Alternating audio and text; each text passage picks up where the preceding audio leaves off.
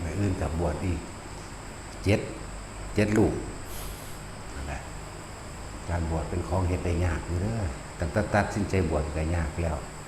มาบวชเขามาแล้วมารักษาพระวินัยอีกยากเป็นอันดับสองมารักษาใจอีกเป็นอันดับสามยากสุดคือการรักษาใจ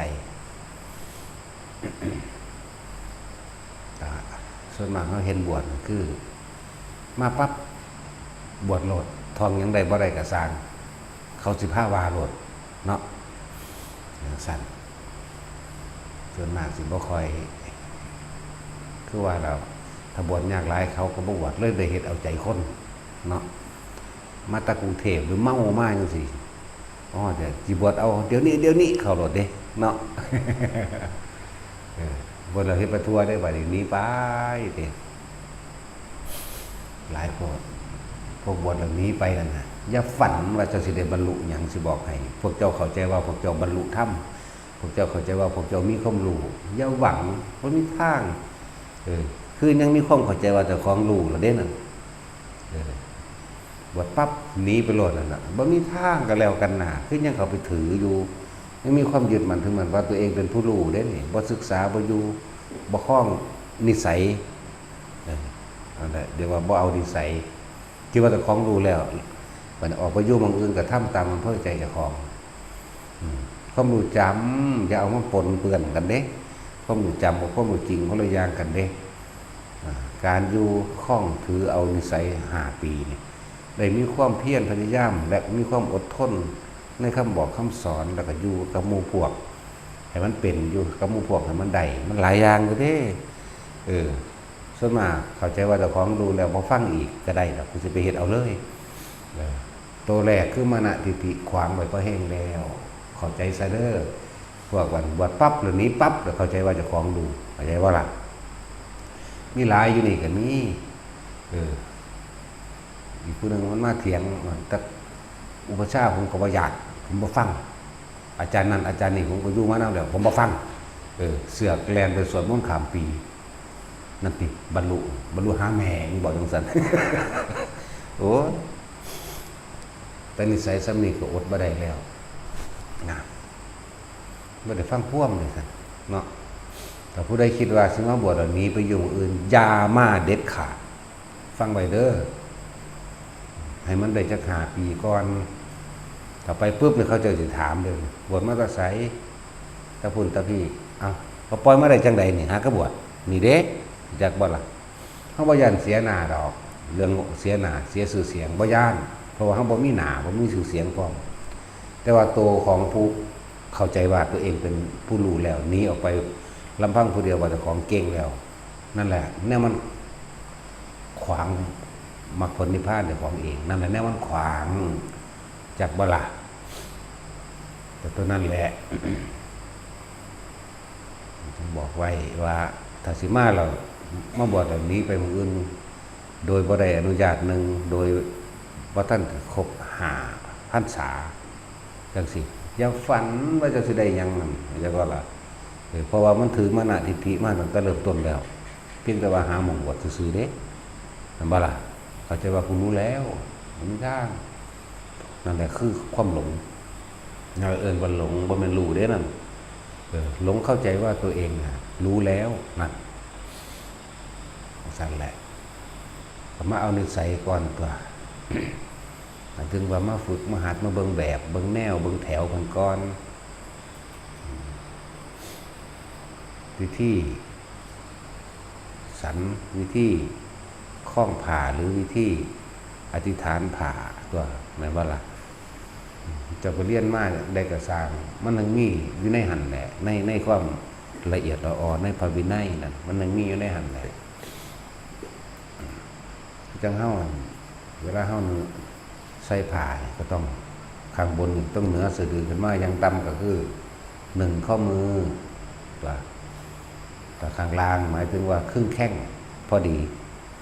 ถ้าเลยลงไปจักน้อยก็บ่เป็นหยังดอกถ้าลามหลายมันก็สิเหยียบสนแต่ถ้าเลยเครื่องแข่งกันมากมันก็บ่งามมันเขินดูบ่ดีนั่นแหละแล้วก็อธิษฐานพาจังซี่บ่รวมกิจกรรมจังซี่มันสิอยู่นำคนได้บ่เนาะ แต่เอิ้นว่าอยู่รวมร่วมกิจกรรมสงฆ์เป็นว่าหมู่มากเด้อยากว่าอยู่กับคนหมู่มากบ่ได้เป็นซั่นบอกว่าแต่พวกได้คิดว่าสิมาบวชเอานี้มันอยู่หมู่อื่นจะมานั่นแหละบอกให้ตัวเองไว้โลดสิไปหมู่ใดก็ไปโลดถ้าคิดว่าเนาะถ้าคิดว่าวันนี้ล่ะกูสิหนีไปอยู่ผู้เดียวตัวเข้าใจว่าเจ้าของรู้แล้วนั่นแหละตัวหลง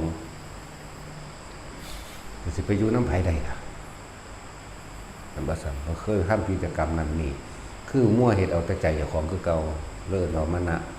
ทิฏฐิแปลว่าความเห็นที่ฟังไว้ในจิตใจของเจ้าของเองว่างบ่เป็นคลายบ่เป็นซั่นพูดถึงอานิสงส์การบวชคนบวชเอง60กับแต่คนบวชเองสิรักษาพระวินัยได้บ่เหมือนกับว่าเฮาได้เงินไว้แล้ว60ล้านนี่เนาะแต่ว่าในขณะที่ตัวของบวชสิทำผิดหรือทำถูกแบบใดแม่นสิบรรลุหรือบ่บรรลุก็สร้างสมมุติว่าบ่ผิดอันอิหยังตามพระวินัยมาเราสึกไปอานิสงส์ก็ยังคือเก่าหมายถึง60นะแต่ถ้าเฮ็ดผิดแล้วดองไว้นั่นไว้มันลดมันถอยลงได้เข้าใจว่าล่ะมันก็ว่าทุนนี่ได้แล้ว60นี่เฮ็ดผิดนี่แล้วเหลือ50เหลือ30เหลือ40ไหลลงเหลือจะว่าบ่เหลือหยังเลยเป็นลบก็มีเด้เป็นลบนี่คือต้องใส่หนี้ในวันนั่นแหละอย่าลืมใส่หนี้จะเกิดมาเป็นงัวเป็นควายแล้วก็สารละบาทแล้วไอ้สารละเม็ดเข่าแล้วดีบ่ดีหลายกว่านั้นเด้บ่แม่นแต่เป็นงัวเป็นควายเด้เป็นกี่โปมเป็นกิหลีเป็นกับแก่เป็นอีหยังที่อยู่ในวัดนั่นแหละ หลายๆอย่างนั่นแหละนั่นบ่บรรลุสัวเฮาบวช3 เดือน4 เดือนก็สร้างแต่ว่าเฮาบ่ได้ผิดแต่ว่าอันใดที่มันปรงได้ก็ปรงแล้วก็ถือว่าบ่ได้ผิดนะปรงอาบัติได้แล้วก็ถือว่าบ่ได้ผิดสึกออกไปนั่นแหละเอิ้นว่าอุปนิสัยอุบัติขึ้นภายในใจแล้วอุบัติขึ้นเกิดเป็นสิ่งที่เกิดขึ้นภายในใจแล้วเลื่อนว่าสร้างอุปนิสัยว่าไปเกิดมาเป็นคนในศาสตร์ต่อไปมีพุทธศาสนาเกิดขึ้นดีและเป็นวาสนาพอเติมแต่งจากอุปนิสัยเก่าเห็นว่าล่ะเลยเดินตามทางเลื่อนว่าวาสนาเป็นศาสตร์ต่อไปบวชอีกปี1 2 ปี3 ปี 5 ปีสึกไปแต่ว่าผิดหยังเป็นอุปนิสัยวาสนาสังสมไปเรื่อยจนถือเป็นบารมีเป็นกำลังใจสุดท้ายสิบรรลุหรือบรรลุนั่นหมายถึงผู้ผิดเด้ส่วนผู้ผิดก็ไปใส่ของเก่าซะก่อนได้อุปนิสัยเหมือนกันแต่ว่าไปใส่สิ่งที่ทำผิดนะนั่นแหละคนบวชได้60กับเป็นอุปนิสัยแต่เฮาเวียนว่ายไปเกิดก็ยังอยู่ใน60กับก็สิเกิดมาพบพ่อพุทธศาสนาแต่เวลาแต่ถ้าเฮ็ดผิดบาดนี้คันก็พบมั่งบ่พบมั่งแต่ว่าส่วนมากมันจะไปตกนรกก่อนหรือเป็นผีเป็นเปรตเป็นนั่นนี่ก่อนจังมาเป็นเดรัจฉานเวียนไปเวียนมาส่วนเจ้าภาพหรือมารดาบิดานี่30กับเลยเด้มารดาบิดานี่นะเจ้าสิผิดว่าผิดก็สร้างค่อยเอาต้นแรกจากวันนี้เจ้าภาพได้15กับเจ้าภาพบวชหมายถึงบวชพระได้นี่ส่วนบวชเน้นคือ15กับเป็นอุปนิสัยสังสมไว้เป็น15กับผู้เตรียมตัวให้เข้าถึงความสงบคำว่าสามเณรผู้เตรียมโตเข้าถึงความสงบเป็นเพื่อสิเป็นสมณะแปลว่าผู้สงบระงับเพื่อจะเข้าถึงความเป็นสมณะนั่นแหละแปลไปตามนั้นมันคนที่เป็นเจ้าภาพเน้น5กับได้อุปนิสัยเกิดมาเวียนว่ายพบพ่อพุทธศาสนาเข้าใจว่าล่ะสั้นแล้วผู้เป็นเจ้าภาพได้5ผู้เน้นบวชเองอยู่15ส่วนเป็นผู้เน้นเจ้าภาพบวชพระมันสิ15กับซ้ำกันกับบวชเน้นเลยคือเหมือนตัวเองบวชเน้นเลยนะส่วนมารดาบิดา30ส่วนผู้บวชเอง60อันนี้ว่าเฮาถือทุนไปแล้วนี่เฮาสิเฮ็ดเป็นกำไรหรือเฮาสิเฮ็ดมันขาดทุนเข้าใจว่าล่ะ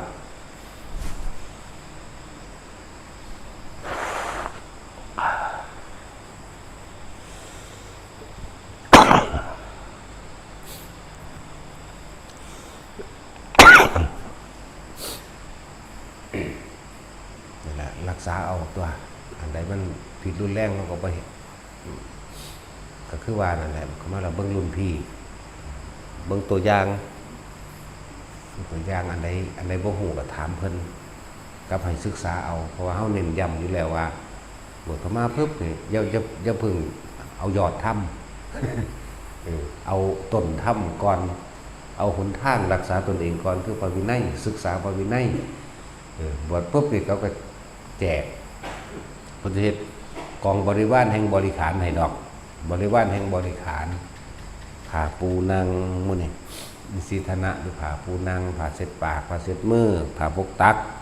ผ้าปิดฝาบาทแล้วก็พวกผ้าอาบน้ำพวกนี้แล้วก็หนังสือเป็นบริวารเบิดหนังสืออริยวินัยเขาไปแจกทุกองค์พากันไปอ่านเอาศึกษาเอาในหันแหละแต่ของบางอย่างกะเขากัดศึกษาจากคู่จากอาจารย์มากจังสิกะเฮ็ดเอาโลดเพราะมันเป็นสิ่งดีมันเป็นสิ่งที่รักกุมในระเบียบจากอะไร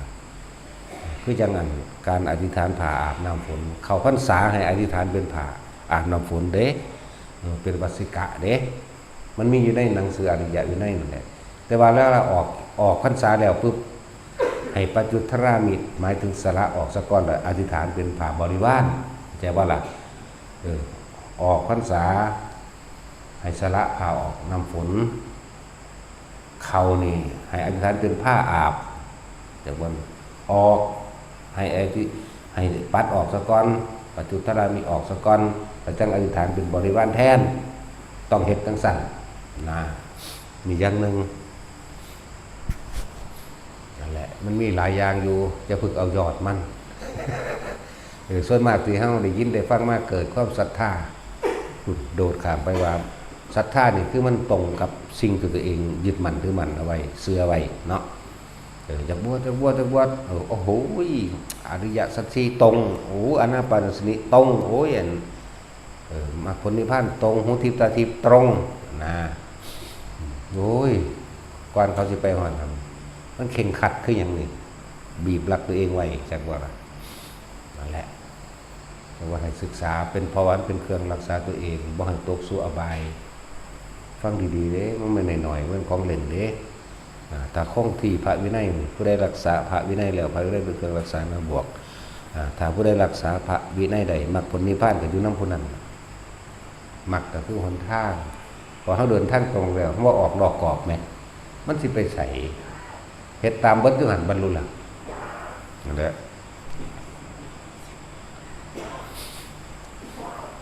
บวชแล้วก็อยู่น้ำเพิ่นสะก่อนเพิ่นทั้งเบิ่งดอก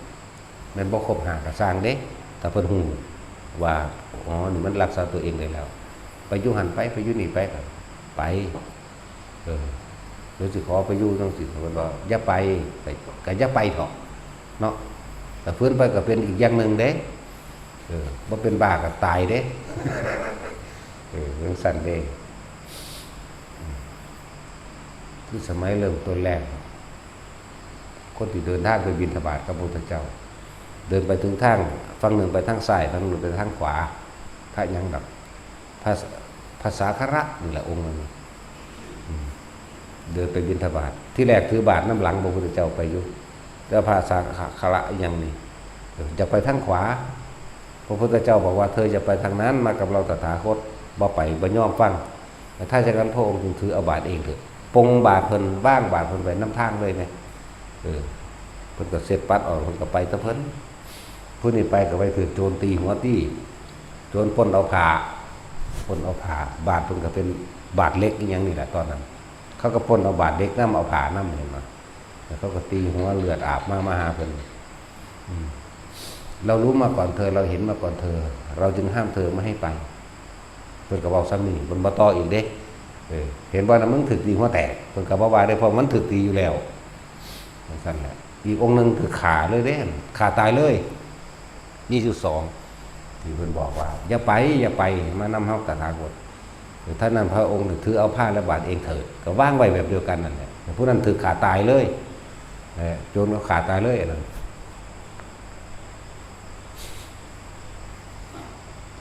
จังว่าอย่าฝืนหลาย จะฝืนจะเบินหลายมันทำตามกิเลสตัวเองได้นั่นจากบ่ล่ะทำตามกิเลสตัวเองทำตามความอยากทำตามตัณหาของตัวของเองบ่ฟังความเพลินนั่นบ่พวกบวชเดี๋ยวนี้ละว่าเดี๋ยวนี้ละมิแต่สิเบินไปฝืนไปเท่านก็สอนอยู่แล้วอยู่บางใดก็คือเก่านั่นแหละถ้าอยู่ในกายแต่จะบ่ล่ะถ้าอยู่ในกายเป็นแล้วรักษาประคองจิตตัวของเป็นแล้วรักษาตนเองพ่อเพียงแล้วเพิ่นหังให้ไปดอกบ้าอยากเอาไว้ดอกมันอังกันเวลาให้ไปดอกมัน10 ปีก็สร้างได้แต่มันบ่เป็นตาก็บ่ได้ให้ไปเด้อล่ะแม่นบ่ล่ะบ่แม่นว่าสิมาถือเอาตั้งแต่ว่าผมอยู่นำ10 ปีแล้วผมขอไปมันบ่เป็นตาก็บ่ให้ไปเด้อล่ะจังซั่นแหละก็มีในหันแหละเฮ็ดหยังก็บ่ทันได้เป็นเนาะจะสิไปถือเอาโตอ่านมาจำมากับไปถือว่ากูอยู่ผู้เดียวได้นี่ก็เป็นแล้วนี่อยากว่านึงเป็นตัณหาเจ้าของแล้วว่างว่าท่านเป็นเราได้นั่นน่ะมันสิดิ้นไปใส่นะในเมื่อทำกิจกรรมตัวมูบ่ได้หลายอย่างอยู่ดอกที่เฮาอาจสิเอาแต่ความเห็นส่วนตัวหรือทำตามใจเจ้าของที่อยากเป็นนั่นแหละตัวกิเลสเจ้าของเอง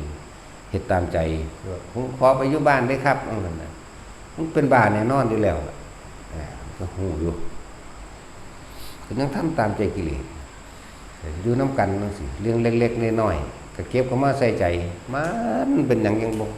ยังเพราะว่ามันคือบ่ภาวนาเนาะมันบ่ภาวนาแล้วนั่นเพราะว่ามันไปจอบแต่จับผิดตะบืนค่อยแต่ผิดใจตะกันแต่ว่าล่ะทั้งสั้นแล้วความเจ็บแสบปวดร้อนนั่นน่ะลกหนักกว่านี้อีกเป็นหยังคือบ่อดเอา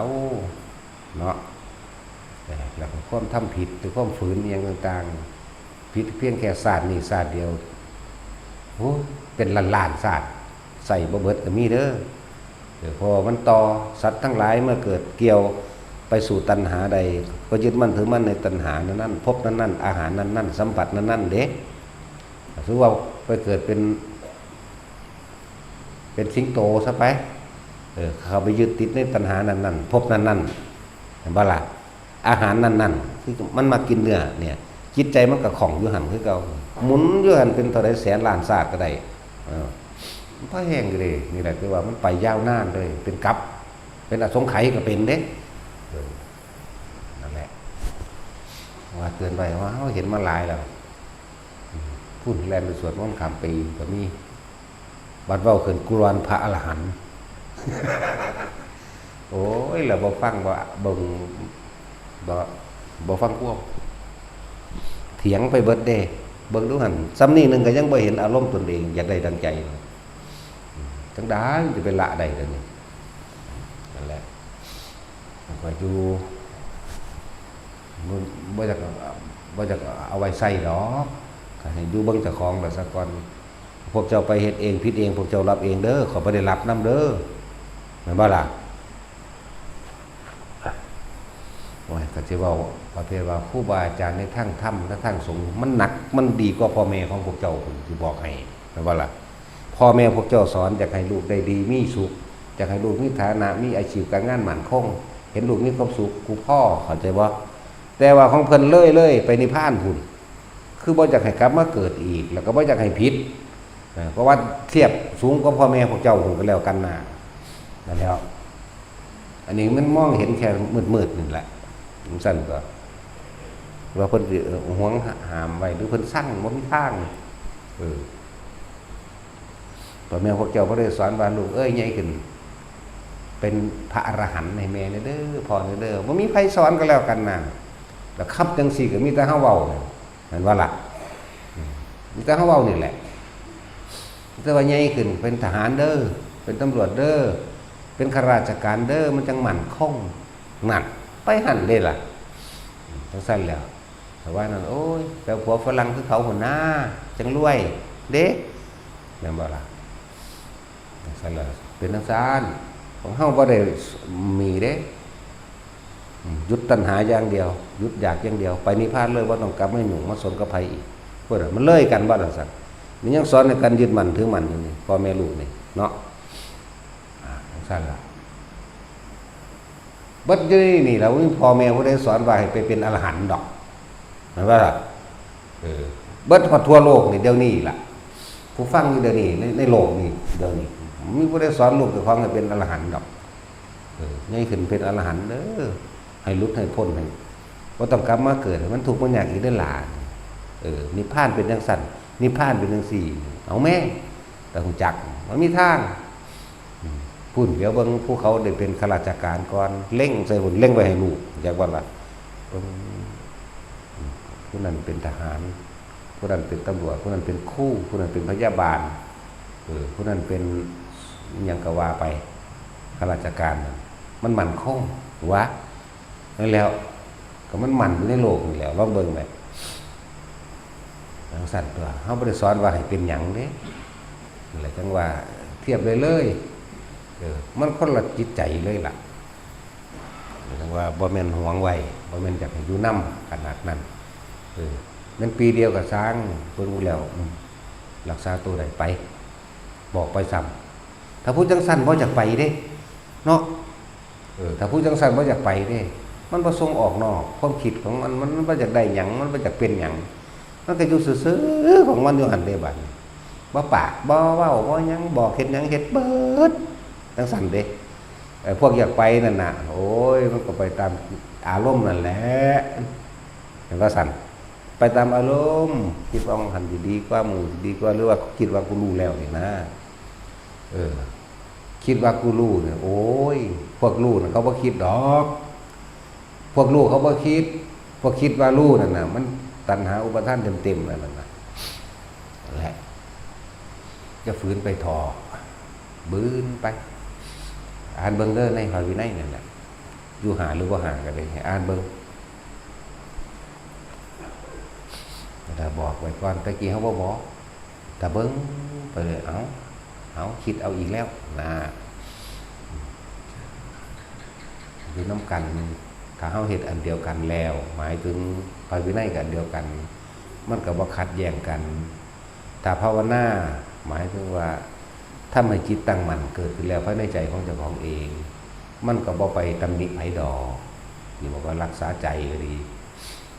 ผู้ใดสิเว้าแนวใดจังสิที่จริงมันหอดว่ามีแนวเว้ากันบ่ได้ถ้าภาวนานำกันทั้งเบิดพระภิกษุทั้งเบิดอยู่นี่ชอบใจเจ้าของมันหอดบ่เว้ากันพุ่นนั่นแล้วแต่ยังเน็บแนมกันนั่นนี่อยู่จังสิมันจะเอาหยังมันบ่แม่นภาวนาเด้เขาเรียกเบิ่งซื่อๆก็ว่าเขาสร้างภาวนาหาแมงว่าเจ้านั้นนั่นบ่สัตว์ยังเข้ามาภาวนาก็คือพัฒนาทำให้จิตใจของเจ้าของตั้งมั่นเกิดขึ้นนั่นเองมันแปลว่าทำให้เกิดขึ้นเฮ็ดหยังเกิดทำให้จิตตั้งมั่นหรือทำให้จิตเป็นหนึ่งทำให้จิตนี่เกิดขึ้นให้ความเป็นหนึ่งให้ได้เด่นแต่ว่าเราเห็นสมาธินั่นแหละอันไปอ่านมาจะมาบอกกันเถาะเอาไปแต่สอนเจ้าของ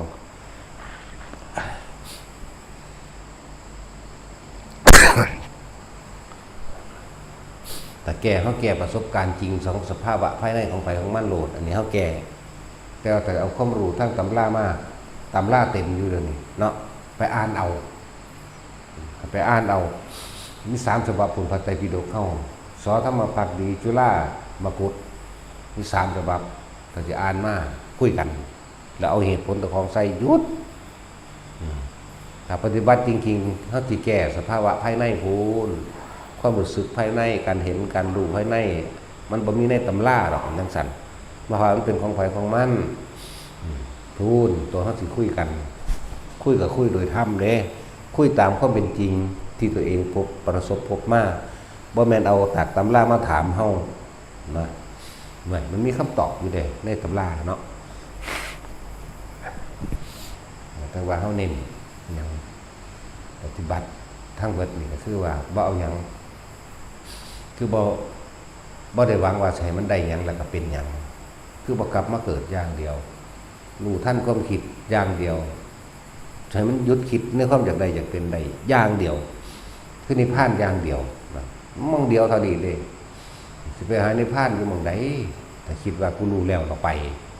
คิดว่ากูรู้มันคนละเรื่องกันเด้มันนะพวกเขารู้เขาไม่ได้คิดจากว่าล่ะไรนี้ก็บ่หนีเด้พวกนั้นมันบ่มีอารมณ์จากว่า ว่าดามันจังไดกระสังกระสือลืออยู่ผู้ดาได้ศูนย์ครับเสร็จแล้วนั่นแหละอ่านไปมันเป็นเครื่องอยู่ของเฮาแต่ยังว่าพาวินัยนั่นแหละเป็นศาสดาแทนเราตถาคตจากว่าล่ะส่วนถ้ำก็คือสภาวะที่ตัวเองต้องพบต้องเจอเฮาสิสลัดถิ่มออกจากถ้ำเลยบ่ออกจากสิ่งทั้งหลายทั้งปวงเลยบ่น้ำหาหลายดอกที่พวกว่าฟังคว่ำนะที่ไปถือตีก็มีถือขาก็มีไปถือกับดักของมูในพ่านสัตว์ทั้งหลายขาขาดก็มีมันมีอยู่เด้อพากันศึกษาเอาในหันที่ศึกษาพระเจ้าว่าจะไปเขาขาดตายซ้ำคนหนึ่งนี่คือมีในบันทึกในตำราด้วยนี่อีกผู้หนึ่งก็คือตีหัวแตกเขาปล้นเอาผ่าโจรปล้นเอาผ่ากับเอาบาดมันเป็นบาดเล็กนั่นแหละนึ่งอึดอยู่ได้แต่กี่เล็กเขาก็เอาไปหาตีเป็นมีดตัวเนาะเพิ่นใส่บาดดินบาดหินบาดที่ว่ามีคาก็จะว่าละสิ่งที่ว่ามีคาตะกี้เดี๋ยวนี้จักเล็กจักสแตนเลสจะหลายแล้วว่าเป็นยังดอกมาเรื่อยก็จะใส่บาดทองคำมันสิถือตีขาอีกคือเขาที่ใส่บาดทองคำเนาะ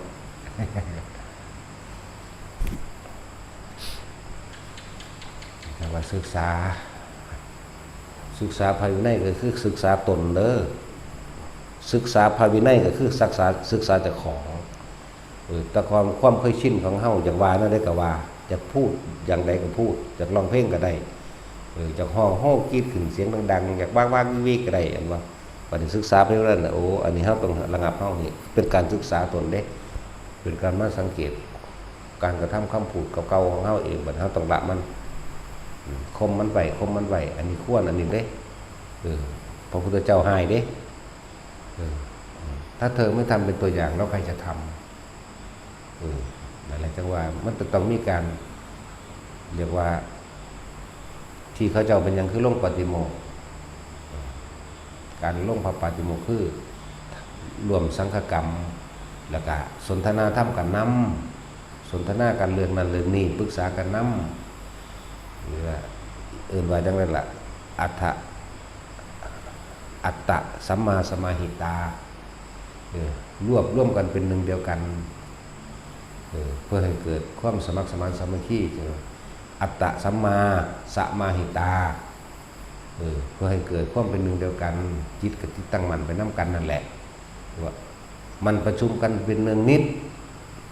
ก็เลยมีลงเดือนละ2 ครั้งนั่นแหละพระมหากัปปินะเพิ่นบอกว่าเพิ่นสิบ่ลงเด้นั่นแหละพระพุทธเจ้าเรียกว่าถ้าเธอไม่ลงแล้วใครจะลงแล้วใครจะเป็นตัวอย่างถ้าที่สุดทั้งหลายเราแตกความสมัครสมานสามัคคีกันเพราะการลงไปเนี่ยคือการไปย่อมรับในความผิดของพร้อมเด็กที่เขาจะว่าแสดงอาบัติคงอาบัตินั่นแหละผมทำผิดอย่างนี้ให้ท่านก้าวตักเตือนได้เลยได้นั่นนะจากว่าละนั่นแหละบอกก้าวตักเตือนกันบ่แม่นสักแต่ว่าแสดงโดยภาษาบาลีเด้อ่านความหมายมันเบิ่งนำเด้อเพิ่นให้อาวุโสเตือนผมแหน่ผมผิดสิ่งนี้ก็ยอมรับตัวเห็นไหมแต่การลงโบสถก็เป็นการว่ากล่าวตักเตือนซึ่งกันและกันใดนี่ว่าเพิ่นให้ลงเพิ่นบ่ให้มีมานะทิฏฐิเพิ่นบ่ให้มีอย่างที่เป็นเรื่องข้างค่าใจกันหรือผิดใจกันที่เพิ่นให้ไปแสดงอันลงปฏิโมกข์รวมกันไปฟังขอวัดปฏิบัตินั่นแหละมันก็มีอยู่ตะกี้ผู้บ่ลงเราเรื่องปาฏิโมกข์แหละครับพระพุทธเจ้าก็แสดงครั้งเดียวตอนที่ว่าครั้งที่2เพิ่นบ่แสดงว่าภิกษุบ่บริสุทธิ์นั่นคือบ่แสดงความจริงใจซึ่งกันและกันเห็นบ่ล่ะถึงแสดงปาฏิโมกข์ครั้งแรกในหมู่ภิกษุ 2,000 บ่แม่น 1,250 รูปครั้งที่2นี่ภิกษุบ่บริสุทธิ์หมายถึงว่าบ่แสดงความจริงใจบ่ยอมให้ผู้อื่นว่ากล่าวตักเตือนแล้วก็บ่ยอมรับในตนเองว่าตัวเองผิดก็ในสมัยนั้นอาฆาตวิสาขารมตาก็เกิดขึ้นแล้วล่ะ นี่อาคารกุดาคารนี่ยังไงเกิดขึ้นแล้วสันเรียบร้อยแล้วพากันมาร่วมกันเบิดทุกองค์เนาะพระเจ้าเป็นประธาน2 โมงสายแล้วพระเจ้าตะวันถึงตรงนั้นแล้วพระเจ้าข้าภิกษุพร้อมแล้วเจ้าข้าพระเจ้าก็เสยแล้วมุ่งพระสงฆ์ทั้งหลายที่ผู้เพิ่นบริสุทธิ์ที่แล้วนะเพิ่นก็มีเครื่องอยู่ของแต่ละองค์เพิ่นส่งชาติเข่าชาตินั่นแหละเพิ่นส่งชาติอยู่สำหรับว่าท่านแม่นเข่าถ้าเข่ามันสิเลื่อยเถิดเพิ่นส่งเพิ่นสิอยู่นำวิหารธรรมของแต่ละองค์อยู่คนละแบบเพิ่นบ่ได้เดือดร้อนนี่เพิ่นบ่ส่งจิตออกนอกแล้วคือเพิ่นบ่คิดเรื่องนั้นเรื่องนี้แหมยิ่งว่างอยู่ของเกือบสิแกล้งบาดเพิ่นลืมตาขึ้นภิกษุไม่บริสุทธิ์นะพระโมคคัลลา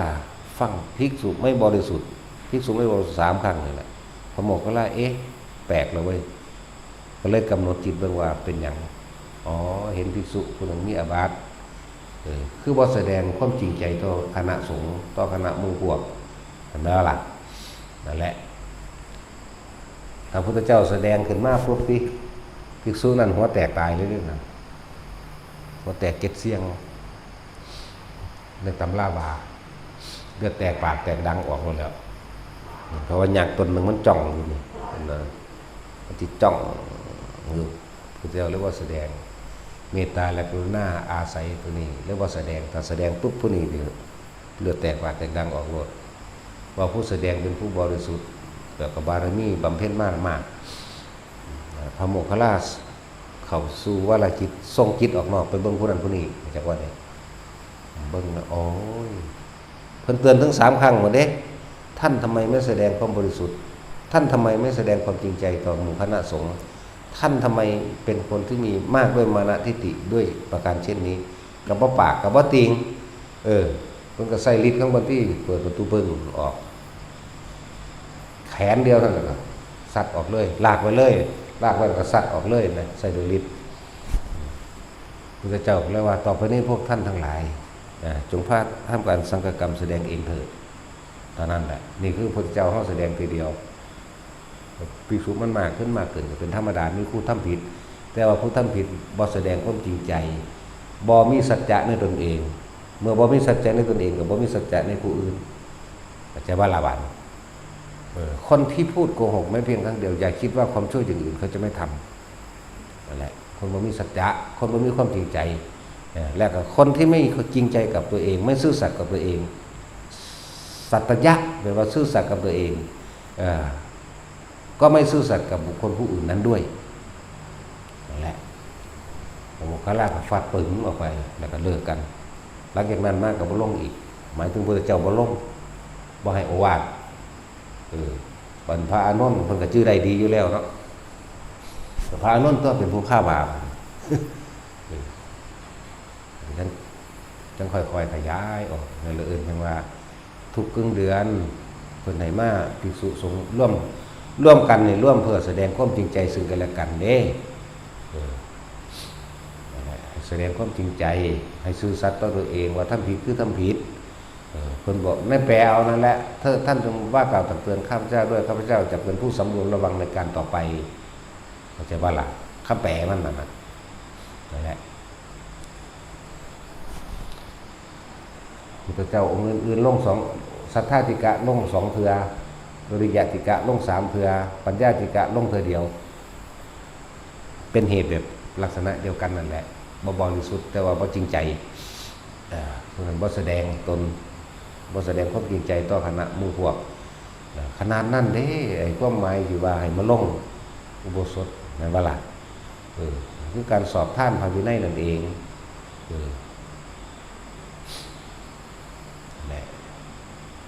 สิไปภาษาหยังก็บ่บวชแล้วกูสิหนีเลยเนาะบอกให้เลยว่าจ้างก็บ่ได้สิพูดถึงขนาดนั้นแต่หลวงปู่เยือนเฮานี่หลวงพ่อเยือนเฮานี่3 มื้อนึงเด้ล่ะก็เลยมื้อแรกขันนี้มื้อนี้ขันนี้ไปรวดหลวงปู่ดุลทรงให้ไปเอาเนตรใสน้ำหลวงตาเขาเจ้าก็ฟังความครูบาอาจารย์นี่บัดนี้ไปอยู่น้ำหลวงตาแน่ก็ไปเอาเนตรใสเด้น่ะคือว่าถ้าได้หูจัก ว่าจักสิเฮ็ดจังใดดีจักอะไรควรใดบ่ควรบ่ทันใดนิสัยหรือว่าฮู้จักฮอดพระวินัยแต่ว่าบรรลุแล้วจังซี่นะความหมายนั่นจักสิเฮ็ดจังไดจังสิถูกนะนั่นแหละเพิ่นต้องไปส่งไปหมด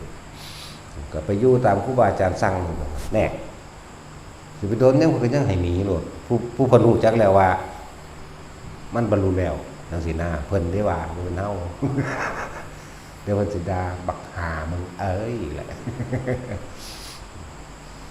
นั่นแหละเขาเจ้าว่ากักขังไว้ดอกเขาเจ้าหูจักอยู่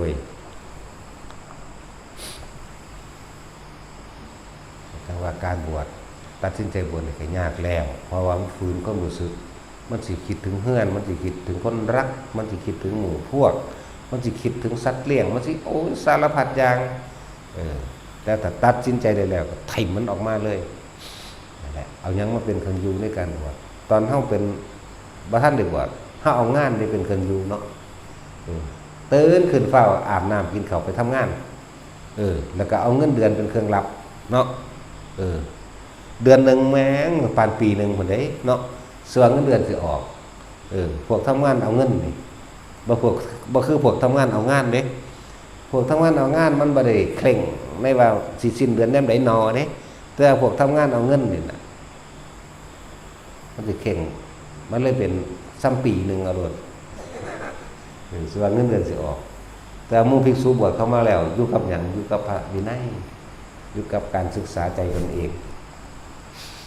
บ่ได้ไปอยู่กับงานบ่ได้ไปอยู่กับเวลาบ่ได้ไปอยู่กับใดๆทั้งสิ้นแต่ว่าอยู่ในใจของตัวของเองการศึกษาพระวินัยก็คือการศึกษาใจตัวเอง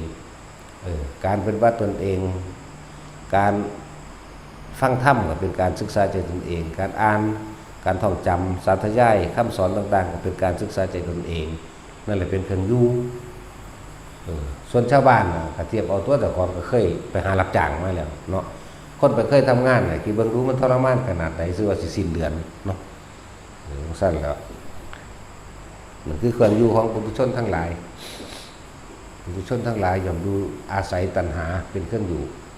แต่ว่าอาศัยความอยากนี่เป็นเครื่องอยู่สั้นแต่พวกนี้เฮาทั้งเมื่อหามันมีความอยากแล้วมันก็มีความหวังมันมีความล่อเนาะมันก็เลยนานมันก็เลยมีวันเดือนปีเวลานั้นเวลานี้แต่พวกงูภิกษุนักบวชเข้าใจอยู่แล้วบ่มีอดีตแล้วก็บ่มีอนาคตก็อยู่ในเฉพาะปัจจุบันอ่านหนังสือก็เป็นปัจจุบันอ่านหนังสือธรรมะก็เป็นปัจจุบันอ่านขอธรรมต่างๆก็เป็นปัจจุบันรู้ลมหายใจก็เป็นปัจจุบันยืนเดินนอนนั่งเป็นปัจจุบันทั้งนั้นเลยเฮาสิเฮ็ดเอาหยังเฮาบ่ได้รอเฮาบ่ได้หวังแต่เฮาอยู่ในปัจจุบันในกับสิ่งที่ท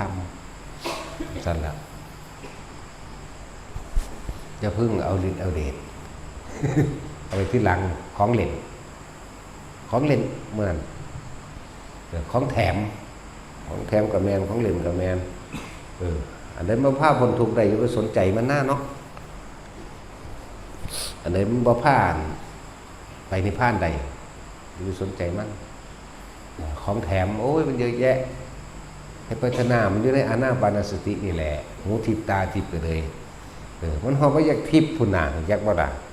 ยิ่งไปรู้ความคิดคนอื่นอุ้ยมีแต่เรื่องวุ่นวายจะไปแก้เขาเห็นอย่างมันแก้เฮาตัวอย่าไปอยากรู้เด้อหลายๆคนนิยมชมชอบโอ้ท่านรู้วาระจิตนั่นแล้วไปยกย่องอีหยังกับสงสารเนาะอิทธิปาฏิหาริย์10อย่างฤทธิ์10อย่างนู่นคุณยกไว้บุญญาฤทธิ์เป็นที่หนึ่งแต่ว่าเพิ่นก็บ่อันบุญญาฤทธิ์ก็ตั้งหากดอกอันนี้ก็อิทธิ10นี่อย่างหนึ่งเพิ่นบ่เอาจักอย่างเด้เพิ่นบ่ได้นิยมสรรเสริญจักอย่างนี่แหละพุทธเจ้าแต่เพิ่นก็ใส่อยู่อุปโลกขึ้นมาใส่เพื่อทรมานใจสัตว์หรือเพื่อสิเฮ็ดบางอย่างเพื่อให้สัตว์ทั้งหลายมันลงเห็นความจริงได้เข้าถึงธรรมได้เพิ่นทั้งบ่ได้ยกย่องดอกเพิ่นยกย่องอนุสาสนีปาฏิหาริย์คำพูดใดๆก็แล้วแต่ทำให้บุคคลทั้งหลายพ้นทุกข์ได้นั่นเพิ่นยกย่องตัวนี้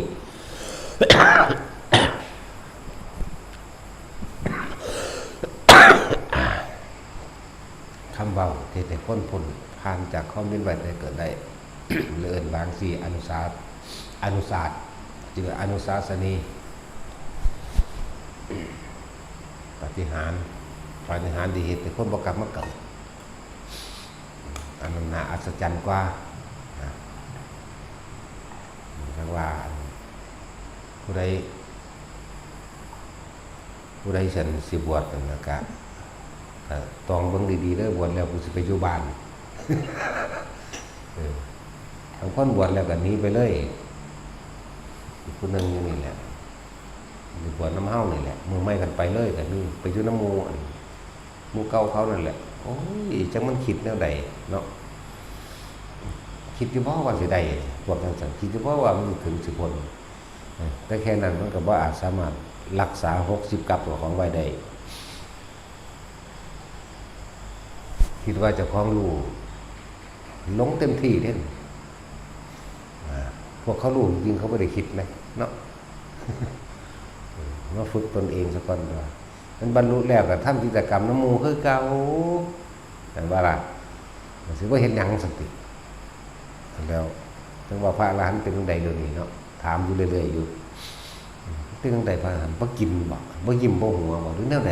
นะร้อยองค์ลงเลยบ่กันนะเขาเจ้าบ่เป็นหยังดอกเขาเจ้าซื่อๆใจกับปกติบ่คิดหยังเรียกว่าปกติถ้าตายถ้าก็บ่ว่าถ้าล่อก็บ่ว่าล่อก็เป็นธรรมดาของมันเองนั่นแหละสะสมเอาก็สะสมไปเรื่อยๆครูบาอาจารย์เพิ่นบ่หวงคนดอกแต่เฮาบอกให้ไปสำนักอื่นๆเฮาก็บอกอยู่เรื่อยแม่เนาะอย่ามานี่ก็เว้าอยู่ตลอดอยู่เด้ล่ะพูดหลวงตาสินทรัพย์บ่อน้ำพระอินทร์พูดพระดีจังหวัดละหลวงพ่อเยื่อนพูดสุรินทร์ศรีสะเกษจันตะวันลำปางไปที่ละเนาะหลวงพ่อโสภาหลวงปู่น้อยห้วยน้ำลิ้นมื้อนี้ไปที่ละมีแต่พระดีเบิดได้มีแต่เฮาได้บ่แม่นอีหยังแต่มี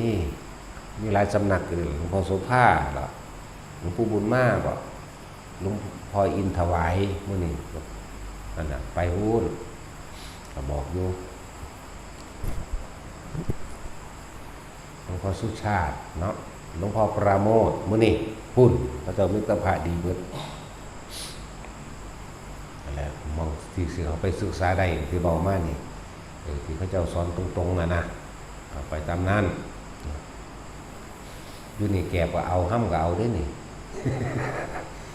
ข้าวสารก็เอาข้าวเปลือกก็เอาต่อเข่าก็เอาหญ้าก็เอาเนี่ยอยู่นี่แล้วไรมาตะพื้นดินพื้นหญ้าเอาเบิดต่อเฟื่องก็เอามัดเฟื่องก็เอาเม็ดข้าวเปลือกก็เอาเม็ดข้าวสารก็เอามาไหลก็เอามาดีก็เอาเนาะให้โอกาสเบิดอรรถแต่ว่าตะของเงินสิให้โอกาสตัวเองมาเด้อนั่นแหละแต่ว่าบ่มักคนหลายจังสิไปเขาว่าบ่มักคนหลายแสดงว่ามันคิดตัวนั้นมันคิดสิบ่พอใจเรื่องนั้นเรื่องนี้มันเฮ็ดไปตามใจกิเลสเด้อเนาะบ่อยากลงสังฆกรรมจังซี่เกษตรตามใจกิเลสตัวนั้นนั่นว่าล่ะโอ้หลายอย่างอันนี้พวกสิบวชหรือพวกบวชใหม่หรือเก่าก็สร้างไม่ให้มันได้นิสัยสักก้อนก็เลยว่าให้มันได้พระวินัยเพื่อเป็นเครื่องปกครองตนสักก้อนนั่นแหละนิสัยก็เลยเป็นเครื่องปกครองตนให้มันได้สักก้อนควรบ่ควรเฮาบ่ได้รู้เด้ผิดหรือถูกเฮาบ่ได้รู้เพราะแม่นว่าอ่านแล้วมันสิเฮ็ดนำได้เบิดหรือสิเข้าใจได้ทั้งเบิดบ่แม่นเด้ต้องเบิ่งความจริงมันนำนะต้องความเป็นจริงนั่นแหละจะไปถือเอาแต่ยอดว่ากูรู้แล้วกูสินิพพานเดี๋ยวกูบ่กลับมาเกิดอีกแล้วซานมันบ่เป็นสั้นดอกมันซื่อๆอยู่อะไรจังว่าบอกเตือนไว้ก็พากันมันเป็นหลายแล้วจังว่าเป็นดำ1ดำ2บ่เว้าดอกปล่อยมันฮู้จักเอาเองเป็นหลาย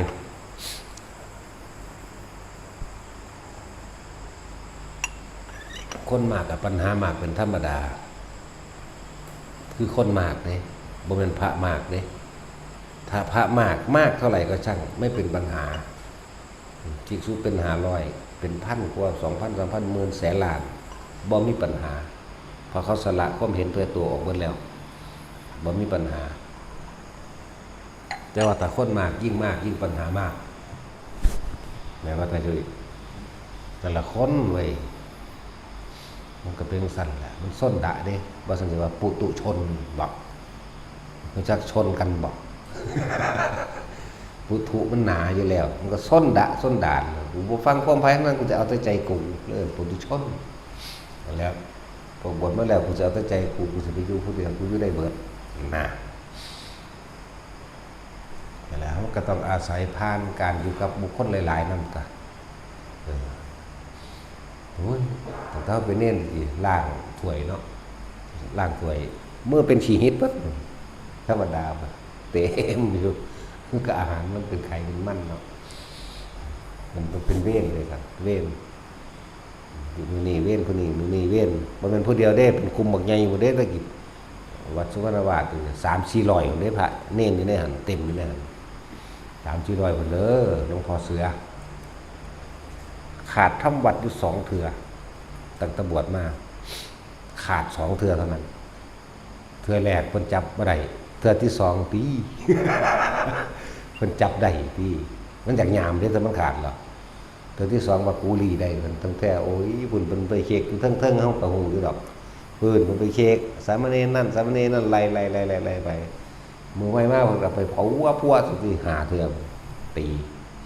นั่นแหละขาด2 เทื่อนึงตอนนี้นึงเด้บ่ได้บวชน้อยเด้5 ปีพุ่นเด้อ6 ปีพุ่นเด้อแล้วคิดเบิ่งว่าขาดทั้งบัดอยู่แค่2 เทื่อขนาดนั้นแหละสั่งสมมากขนาดนั้นได้ล่ะ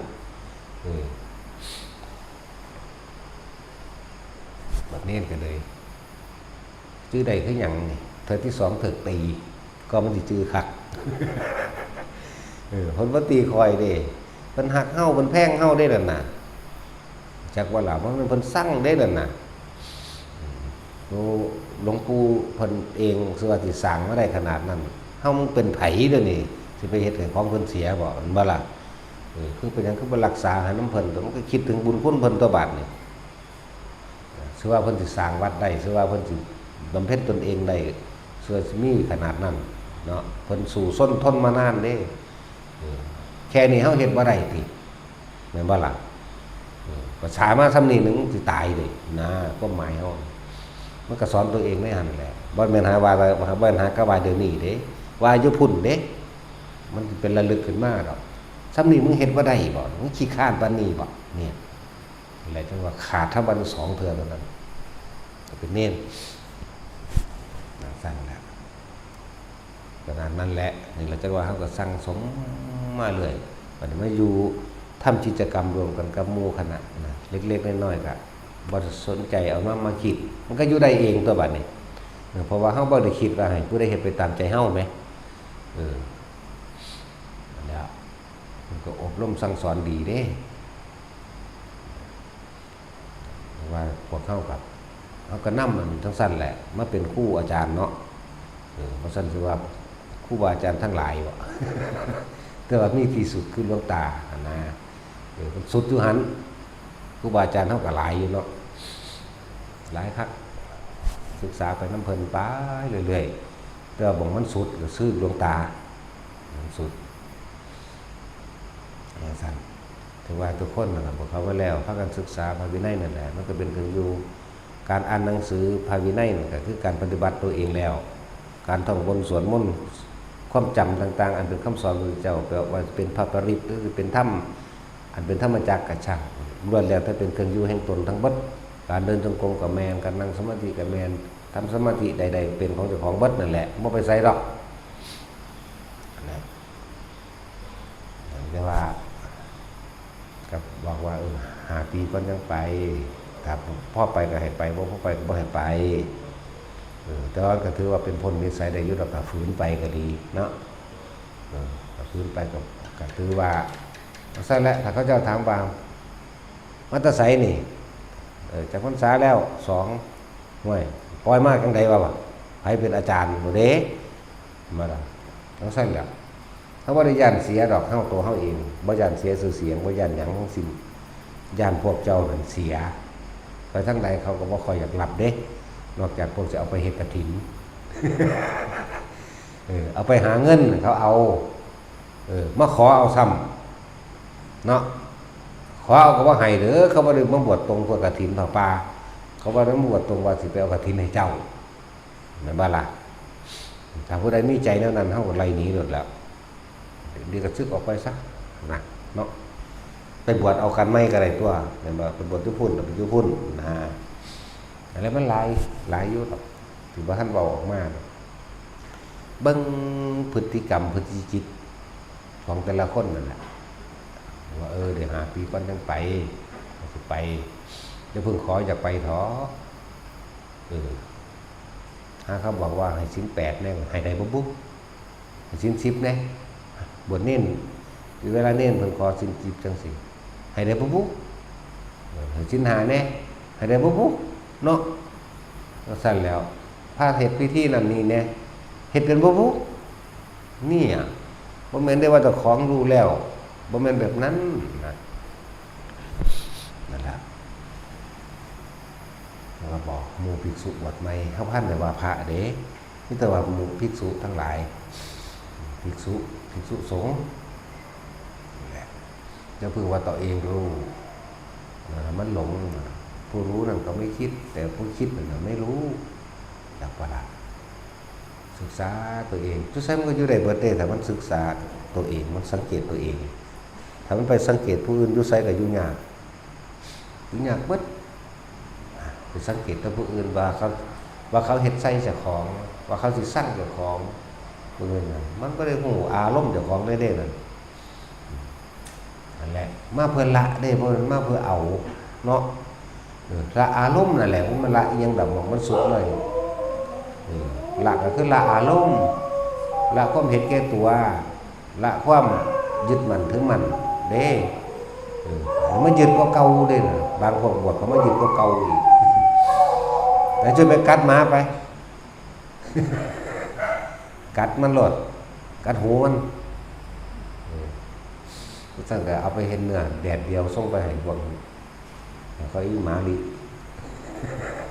ให้พวกย้ายฝ่ายท่านนี่สิออมเน้นกินเอาหรอกเก็บปักไส้มาเลยมันอื่น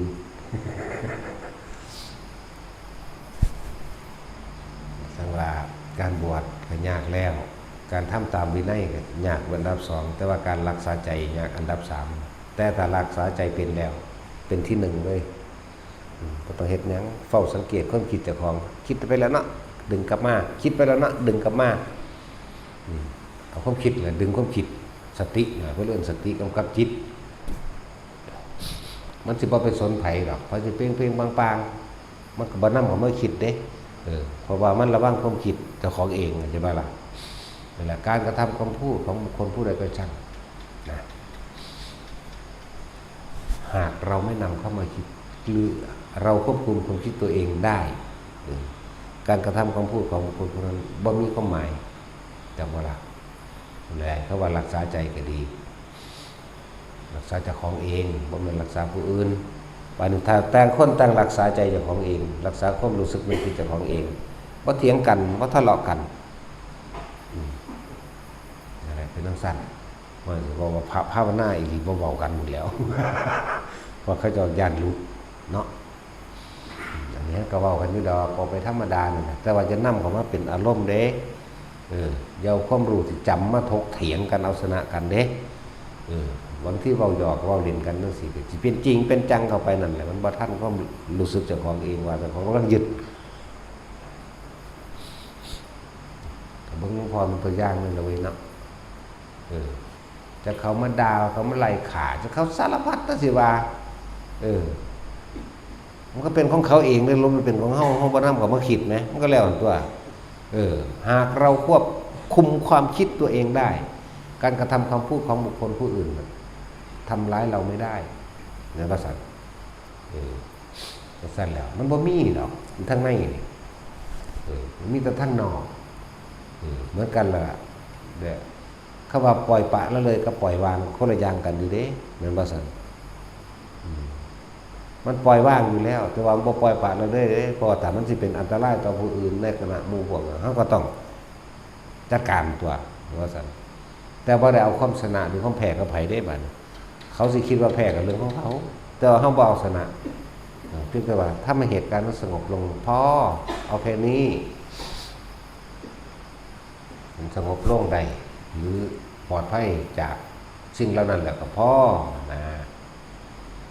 แต่ธรรมดาตัวภาษาโลกเนาะธรรมดามันบ่เข้าใจเด้แต่บ่ตีมันก็บ่เจ็บแม่นบ่ล่ะยังบอกว่าเฮาบ่ได้แม่นภิกษุเมืองนารันทาเด้อก็ขาปูขาแมงอยู่เด้บ่ได้เงิดไผเด้ จังซั่นแล้วพอกำลังกับกำลาบตัวเพราะซั่นมันก็หยามมันก็ได้ใจมันเนาะบ่มีผู้ใดเฮ็ดอีหยังมันได้จักเทื่อหลายมันก็เฟี้ยวรังควานรังแกบุคคลผู้ไม่สู้เด้สู้ซะมั่งตัวบาดนี้เนาะนั่นตัวเราสู้เพื่อปกป้องตนเอง พระพุทธเจ้าก็สอนหน้าเบิ่งว่าบ่สอนหน้าพระพุทธเจ้าไม่ได้เคยพูดด้วยอยากให้คนแตกแยกเพิ่นบ่ได้ให้แตกแยกแล้วเพิ่นให้รักษาความสงบจากบ่ล่ะคือเพิ่นบอกพระเจ้าปัจเสนแล้วก็เรียกว่าเรียกทิสถานท่านระวังพระราชากับชาวบ้านแข่งขันกันเห็นบ่มีผู้ประโมทนานำผู้หนึ่งเสนาอมาตย์ผู้นั้นเพิ่นเอิ้นว่าทานไม่บริสุทธิ์เพิ่นให้บริสุทธิ์ขนาดนั้นแต่เพิ่นบ่บอกเพิ่นบ่ได้สิว่าผู้นั้นเด้อเพิ่นบ่ว่าเด้เพิ่นก็บ่ได้โง่ได้หรอกพระราชาก็เลยเพิ่นก็ไปหาผู้เพิ่นมีหูทิพย์ตาทิพย์เอาตัวเพิ่นก็ไปกระซิบพระพระอยู่ว่าเป็นใครเหนือเพิ่นก็บ่ได้เว้าอีกแต่ว่าเอาสายตาเบิ่ง จังซั่นแล้วเหลือบตาเบิ่งจังซี่อ๋อเป็นคนเอาเลยแล้วบัดนี้มันตำหนิท่านของพระราชาแม่นบ่มันบ่บริสุทธิ์นี่เบิ่งรุ่นคนเป็นล้านนี่มีคนผู้เดียวขัดขวางอยู่นั่นแล้วเพิ่นก็บ่ได้ว่าผู้นั้นเด้อสว่างสันเด้อผมก็บ่ว่าเพิ่นก็ที่บ่มีผู้ใดอยากเว้าปานใดเด้พุทธเจ้าว่าทานของท่านไม่บริสุทธิ์มหาบพิตรเงียบบ่ให้พรถามองค์ที่2พระโมคคัลลาถามพระสารีบุตรถามพระโมคคัลลาก็มีเผยออกเลยไล่ไปฮอดพระนุทะก็บ่ปากแต่ว่ากูเหลือบตาเบิ่งเหมือนกันว่าล่ะสังเกตเอาตัวเนาะเหลือบตาเบิ่งเปิ้ก็ผึ่งเข้าไปถามเล่นแล้วท่านทำไมไม่ยินดีไม่โมทนาบอกท่านใช้งบประมาณในการสิ้นเปลืองไปเสียเปล่านั่นเขาก็จับได้ตัวบัดนี้ก็ฟาดกกหูแล้วก็นำออกไปดิอย่าให้เหลือเด้อตัวจำว่าล่ะตอนนั้นพระพุทธเจ้าเขาก็บ่ขาดนี่ล่ะผู้หนีไปแล้วเขาแค่กระซิบท่านทุละอย่าให้เหลือเด้อจำว่าล่ะแต่จังซั่นอีหลีไหมเพิ่นบ่ยุได้ล่ะคิดเอาเองตัวบ่มีสมองบ่เนาะแต่ถึงนี่คือกันตัวพอเฮ็ดนั้นได้ก็เฮ็ดแมงโลดเกิดมาตายทุกคนนะจังซั่นแล้วเฮาก็บ่แม่นเพิ่นเนาะพอเฮ็ดนั้นได้ก็เฮ็ดแมงโลดภาษาขายุ่งก็ซื่อดอกมันบ่บาปดอกขาคนเลวพวกน่ะโอ้ยเพิ่นสอนพระเจ้าอาชาสัตตุเพิ่นสอนคักตัวมันบ่ได้ว่านำมาเบาเดี๋ยวก็ตำราเล่มไหนอีกในหูดังกูนี่ล่ะตำราเล่มนี้แหละโอ้เปลี่ยนท่าใหม่แล้วฝุ่นผู้ภาวนาเห็นมั้ยภาวนารักษาผู้อื่นบ่ได้รับได้นอนดอกจนไข่เฝ้าเอาหมานี่ว่าน้อยมันบ่ล่มลงดอกมันทรงชาติหัวบ่ฟาดมือแจ๊กเทื่ออีกบ่นี่สังเกตได้บ่ล่ะถ้าสิร้อนก็นอนรวดหมู่ผู้รวดนั่นล่ะมื้อนี้ว่าเน้นย้ำแต่หมู่ผู้บวชใหม่บวชเก่าก็จางฟังเอาตัวเนาะเน้นย้ำจะพึ่งหาวไปหันไปนี่ทอทรงคิดออกนอกหมายเพราะว่าพูดไปตามอารมณ์ความรู้สึกตัวเองที่อยากเป็นจังซั่นอยากไปจังซี่เด้หรือบ่ท่าน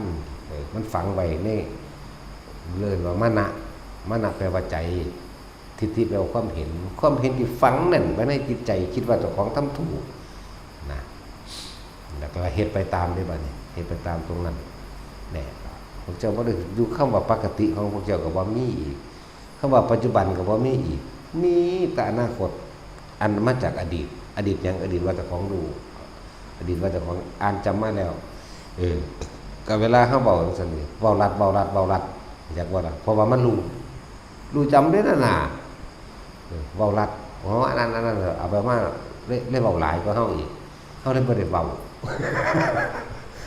สั่นก็นั่นแหละหังดีเด้บัดนี้กูสิฟังมึงอยู่แล้วสั่นแหละเอาสมาทาน